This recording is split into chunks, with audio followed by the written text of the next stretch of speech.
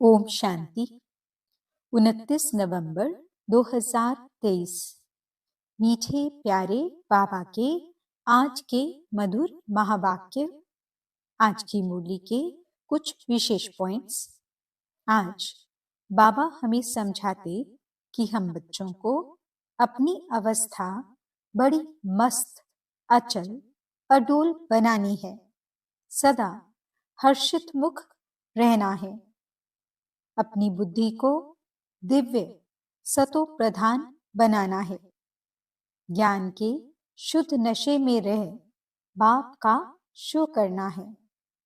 स्वयं स्मृति स्वरूप बन विस्मृति वालों को स्मृति दिलाने वाले सच्चे सेवाधारी बनना है। तो चलिए सुनते हैं आज की बाबा की मीठी प्यारी मुरली। ओम शांति।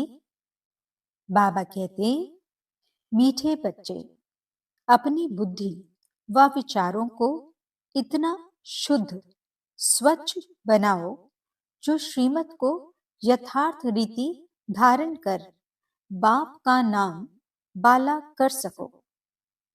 प्रश्न: बच्चों की कौन सी अवस्था ही बाप का शो करेगी?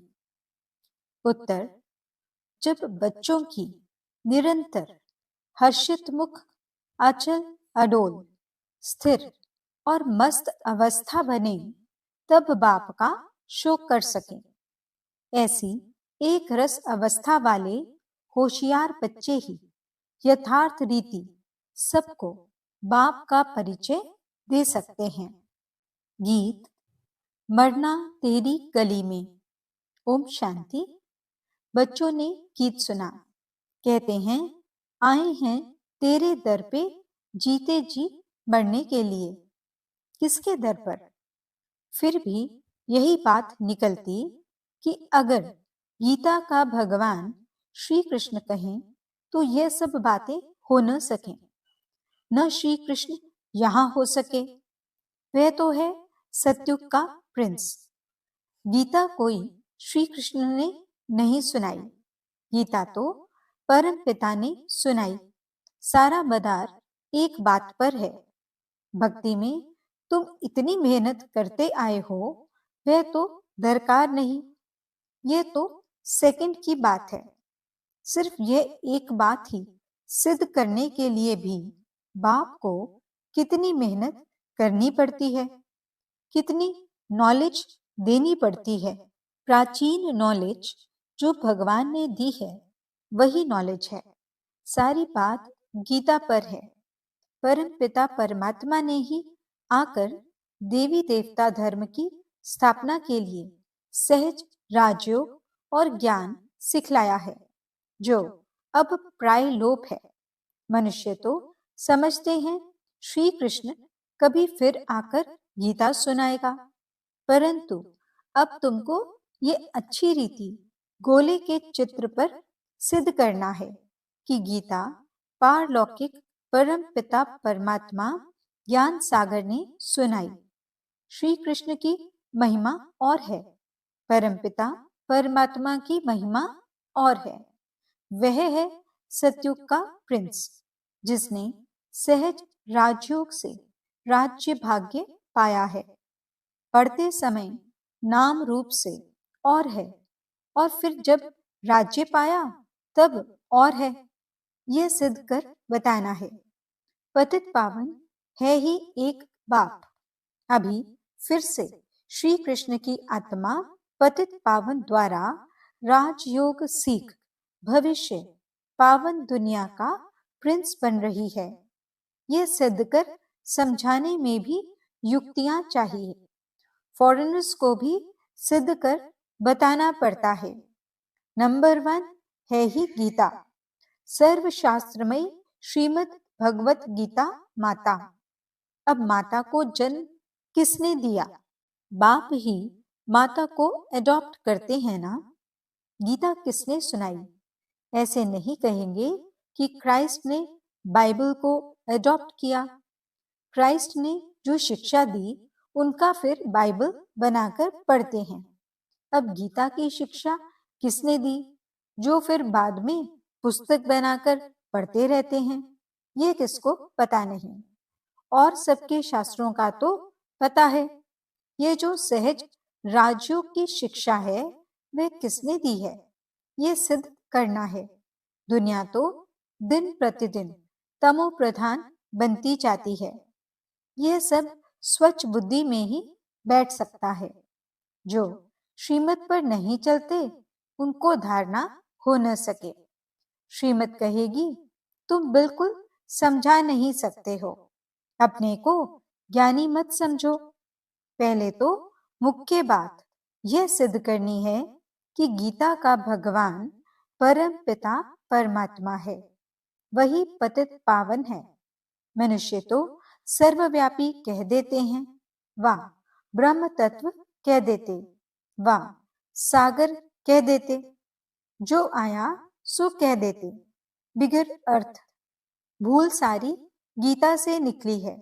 जो गीता का भगवान श्री कृष्ण कह दिया है तो समझाने लिए गीता उठानी पड़े। बनारस वाले गुप्ता जी को भी कहते थे कि बनारस में ये सिद्ध कर बतलाओ कि गीता का भगवान श्री कृष्ण नहीं।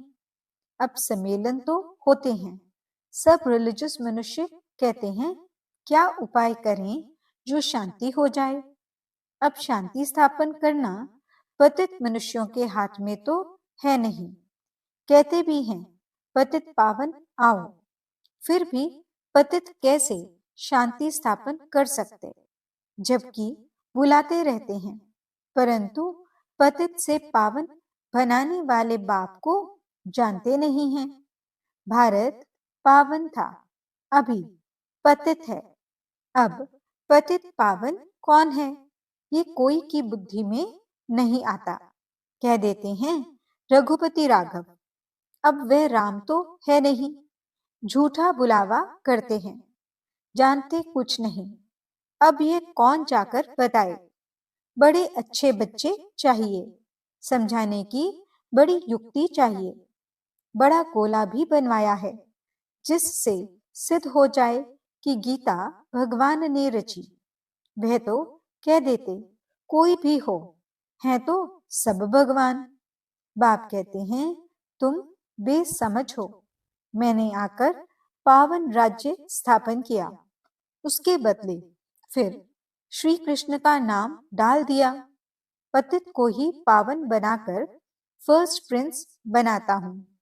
भगवानुवाच, मैं श्री कृष्ण की आत्मा को एडॉप्ट कर ब्रह्मा बनाए उन द्वारा ज्ञान देता हूँ। वह फिर इस सहज राजयोग से फर्स्ट प्रिंस सत्युग का बन जाता है। यह समझानी और कोई की बुद्धि में है नहीं। तुम्हें पहले तो ये भूल सिद्ध कर दिखानी है कि श्रीमद् भगवद गीता है सब शास्त्रों की माई बाप। उसका रचयिता कौन था? जैसे क्राइस्ट ने बाइबल को जन्म दिया, वह है क्रिश्चियन धर्म का शास्त्र। अच्छा, बाइबल का बाप कौन? क्राइस्ट। उनको माई बाप नहीं कहेंगे। मदर की तो वहां बात ही नहीं। ये तो यहाँ माता पिता है। क्रिश्चियन ने रीस की है श्री कृष्ण के धर्म से। यूं तो वे क्राइस्ट को मानने वाले हैं। जैसे बुद्ध ने धर्म स्थापन किया तो बौद्धियों का शास्त्र भी है। अब गीता किसने सुनाई, उससे कौन सा धर्म स्थापन हुआ, ये कोई नहीं जानते। कभी नहीं कहते कि पतित पावन परम पिता परमात्मा ने ज्ञान दिया है। अभी गोला ऐसा बनाया है जिससे समझ सकें कि बरोबर परम पिता परमात्मा ने ज्ञान दिया है। राधे कृष्ण तो सतयुग में हैं। उन्होंने अपने को तो ज्ञान नहीं दिया, ज्ञान देने वाला तो दूसरा चाहिए। कोई ने तो उन्हों को पास कराया होगा।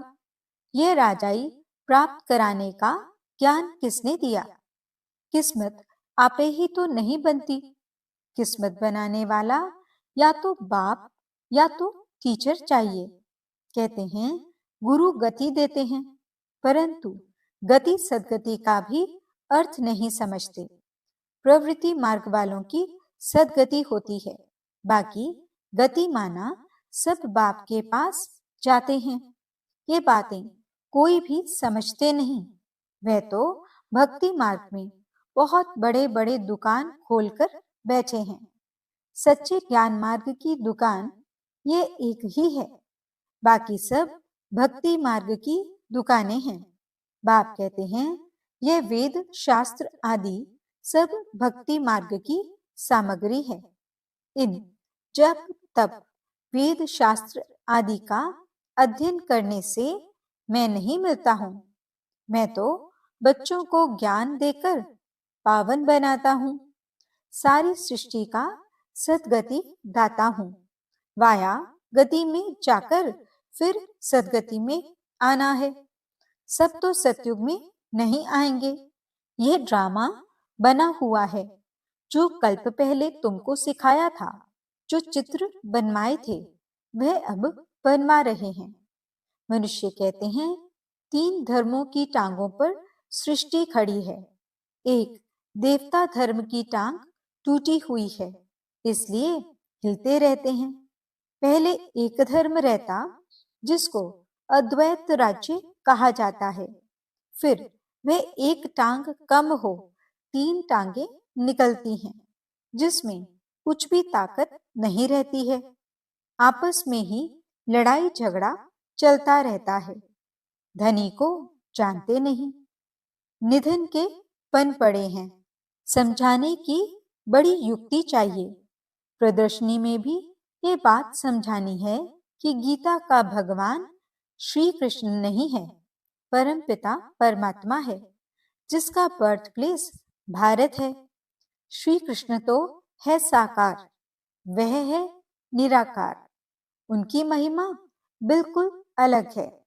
ऐसी युक्ति से कार्टून बनाना चाहिए जो सिद्ध हो जाए कि गीता किसने गाई। अंधों के आगे बड़ी आरसी यानी आईना रखना है। यह तो है ही अंधों के आगे आईना। जास्ती टू मच में नहीं जाना है। कड़ी फूल यह है, परमपिता परमात्मा की महिमा अलग है। उसके बदले श्री कृष्ण को महिमा दे दी है। लक्ष्मी नारायण के चित्र में नीचे राधे कृष्ण हैं, वही फिर लक्ष्मी नारायण बनते हैं। लक्ष्मी नारायण सतयुग में, राम सीता त्रेता में। पहला नंबर बच्चा श्री कृष्ण है, उनको फिर द्वापर में ले गए हैं। ये सब है भक्ति मार्ग की नोंद। विलायत वाले इन बातों से क्या जाने। ड्रामा अनुसार ये ज्ञान किसके पास भी है नहीं। कहते भी हैं ज्ञान दिन, भक्ति रात, ब्रह्मा का दिन, ब्रह्मा की रात। सतयुग स्थापन करने वाला कौन है? ब्रह्मा आया कहां से? सूक्ष्मतन में कहां से आया? परम पिता परमात्मा ही सूक्ष्म सृष्टि रचते हैं, वहां ब्रह्मा दिखाते हैं, परंतु वहां तो प्रजापिता ब्रह्मा होता नहीं। जरूर प्रजापिता ब्रह्मा और है, वह कहां से आया? ये बातें कोई समझ नहीं सकते। श्री कृष्ण के अंतिम जन्म में उनको परमात्मा ने अपना रथ बनाया है। ये किसकी बुद्धि में नहीं है। ये बड़ा भारी क्लास है। टीचर तो समझते हैं ना ये स्टूडेंट कैसा है, तो क्या बाप नहीं समझते होंगे? यह बेहद के बाप का क्लास है। यहाँ की बात ही निराली है। शास्त्रों में तो प्रलय आदि दिखाकर कितना रौला कर दिया है, कितना घमंड है।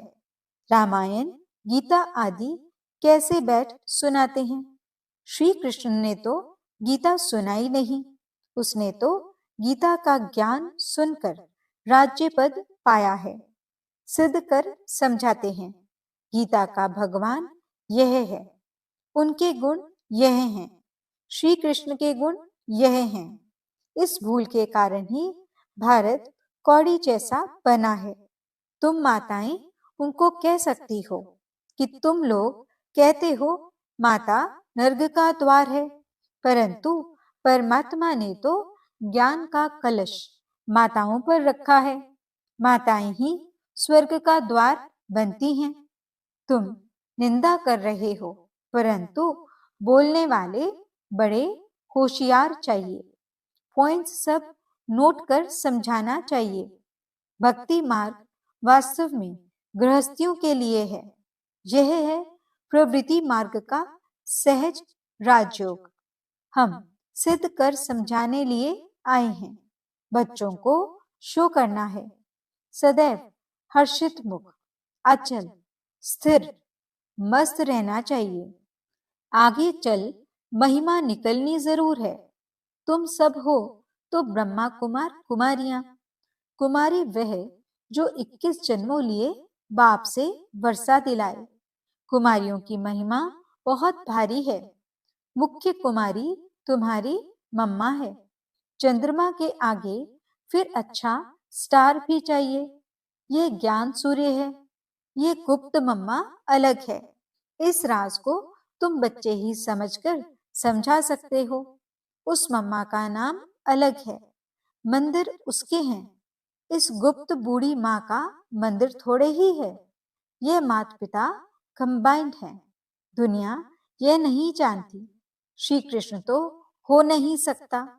वह फिर भी सतयुग का प्रिंस है। श्री कृष्ण में भगवान आ न सके, समझाना बहुत सहज है। गीता के भगवान की महिमा अलग है। वह पतित पावन सारी दुनिया का गाइड, लिबरेटर है। मनुष्य चित्रों से समझ जाएंगे कि बरोबर परमात्मा की महिमा अलग है। सब एक थोड़े ही हो सकते हैं। अच्छा, मीठे मीठे सिकिलदे बच्चों प्रति माता पिता बाप दादा का याद प्यार और गुड मॉर्निंग। रूहानी बाप की रूहानी बच्चों को नमस्ते। हम रूहानी बच्चों की रूहानी बाप दादा को दिल व जान सिकवा प्रेम से नमस्ते नमस्ते नमस्ते जी। गुड मॉर्निंग बाबा। शुक्रिया बाबा। धारणा के लिए मुख्य सार।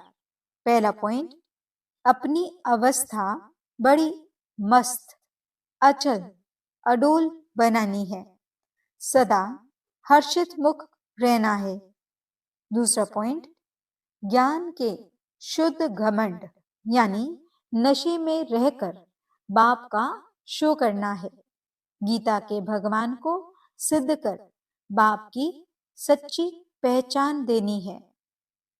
वरदान, स्मृति स्वरूप बन विस्मृति वालों को स्मृति दिलाने वाले सच्चे सेवाधारी भव। अपने स्मृति स्वरूप फीचर्स द्वारा औरों को स्मृति स्वरूप बनाना यही सच्ची सेवा है। आपके फीचर्स औरों को स्मृति दिला दें कि मैं आत्मा हूं। मस्तक में देखे ही चमकती हुई आत्मा व मणि को। जैसे सांप की मणि देख करके सांप की तरफ कोई का ध्यान नहीं जाता, ऐसे अविनाशी चमकती हुई मणि को देख देह भान को भूल जाएं।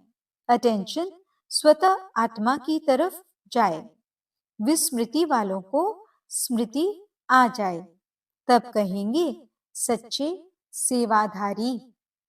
स्लोगन, अवगुण धारण करने वाली बुद्धि का नाश कर सतो प्रधान दिव्य बुद्धि धारण करो। ओम शांति।